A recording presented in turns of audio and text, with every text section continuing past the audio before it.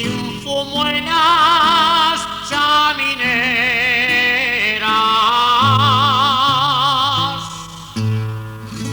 ¿Cuántos pueblos han quedado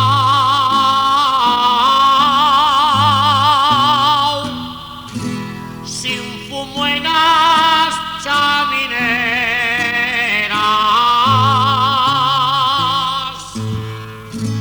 Os corrales sin ganado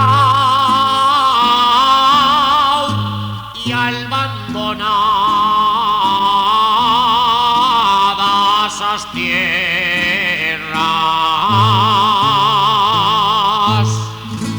y abandonadas las tierras.